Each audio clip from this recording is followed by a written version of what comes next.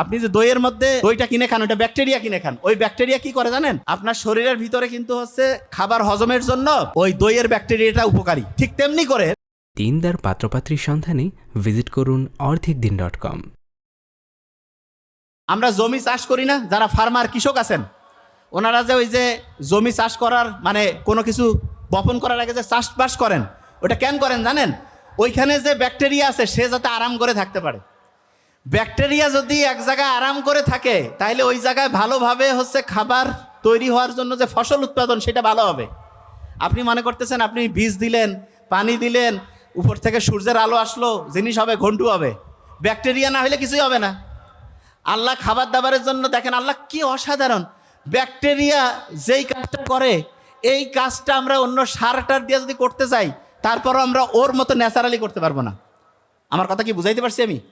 তার মানে মাটিতে যে আপনার ফসল উৎপাদন হচ্ছে এইটার জন্য আল্লাহর রহমত হিসাবে 24 ঘন্টা প্রতি মুহূর্তে কাজ করতেছে ব্যাকটেরিয়া।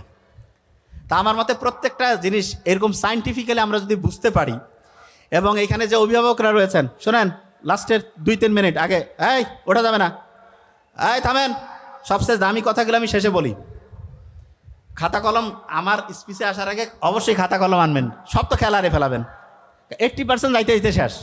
এখন আবার রিক্যাপ করে দিই, শুনেন। কোন কালি দিয়ে লিখবেন? নীল। একটানা সর্বোচ্চ কতক্ষণ পড়বেন? হ্যাঁ, 20 থেকে 25 মিনিট, সর্বোচ্চ 25।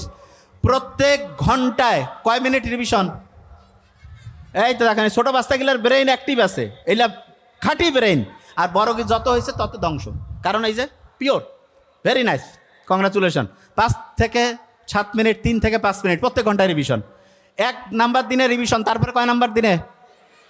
Very fine. তারপরে 14। প্রত্যেক চ্যাপ্টারের সূরা ফাতিহার মতো কত % অংশ আছে? 15 থেকে 20।